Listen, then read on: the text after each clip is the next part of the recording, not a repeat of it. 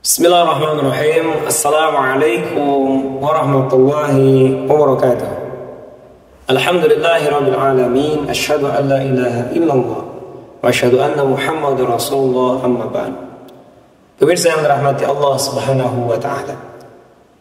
Bersyukur kita kepada Allah Subhanahu wa taala, selawat dan salam semoga tetap berlimpah curah kepada Nabi kita Kanjeng Nabi Muhammad sallallahu alaihi wasallam, kepada keluarganya, para sahabatnya, dan mudah-mudahan kita semua diakui sebagai umat yang mendapatkan syafaatul uzma di yaumil qiyamah. Amin Allah ya rabbal alamin. Pemirsa yang dirahmati Allah Subhanahu wa taala. Tak terasa tentunya detik berlalu, menit berganti. Kesempatan ini tentunya kita masih dapat menghela napas kita. Allah masih izinkan kita tentunya bertemu, walaupun sekarang sudah hampir habis bulan Rajab. Namun tentu refleksi kita di bulan Rajab ini, di akhir Rajab ini, mudah-mudahan tentunya yang pertama, di sela-sela akhir daripada bulan Rajab ini, jangan sampai kita melupakan apa? Peristiwa Isra wal Mi'raj baginda kita Nabi Muhammad sallallahu alaihi wasallam. 27 Rajab adalah tentu bagian dari peristiwa yang sangat bersejarah. Peristiwa yang dialami oleh baginda kita Nabi Muhammad sallallahu alaihi wasallam, yaitu peristiwa Isra wal Mi'raj. Pemirsa yang dirahmati Allah Subhanahu wa taala.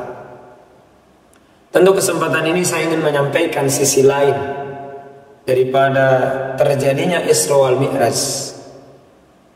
Tentu sebagai bahan yang sering kita dapatkan dari para ustaz, para kiai yang selalu menyampaikan kepada kita, tentunya berdasarkan kepada hadis baginda kita Nabi Muhammad sallallahu alaihi wasallam.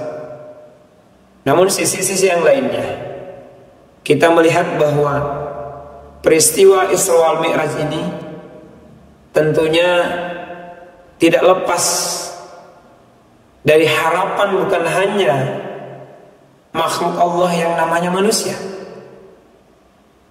namun juga makhluk Allah yang Allah ciptakan antara bumi dan langit.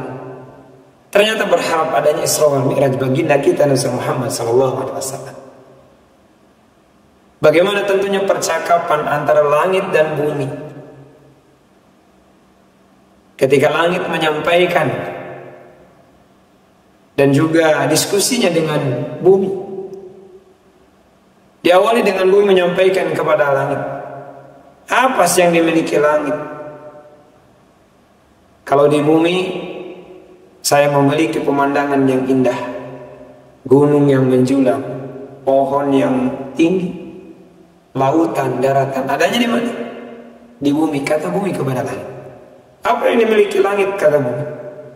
Kemudian langit pun menjawab, ya boleh jadi saya tidak memiliki lautan dan daratan, tapi jangan lupa saya juga memiliki matahari, bulan, bintang, subhanallah, yang senantiasa menerangi kehidupan di bumi. Kemudian seraya bumi ini tidak mau kalah ketika menyampaikan kepada langit bahwasanya saya juga memiliki Baitullah, rumahnya Allah, tempat di mana mulai zaman para nabi sampai dengan sekarang selalu dikelilingi oleh bahkan jutaan umat Islam memiliki Ka'bah. Bumi menyampaikan kepada langit bahwa bumi memiliki Ka'bah sebagai kiblatnya, sebagai senternya ibadah yang selalu dilakukan oleh umat Islam, baik umrah ataupun haji. Subhanallah. Mendengar tentunya penyampaian dari bumi, langit pun menjawab, boleh jadi di bumi ada Baitullah, namun juga di langit juga ada tempat di mana para malaikat terus berputar mengelilingi, yaitu apa? Tempat Baitul Ma'mur, tempat seluruh para malaikat selalu berputar mengelilingi Baitul Ma'mur. Subhanallah.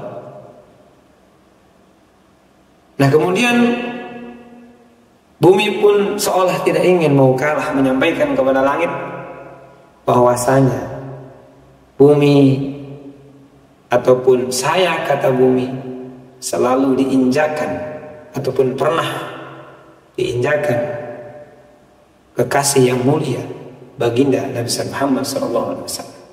Di bumilah baginda Nabi tentunya menginjakan kakinya.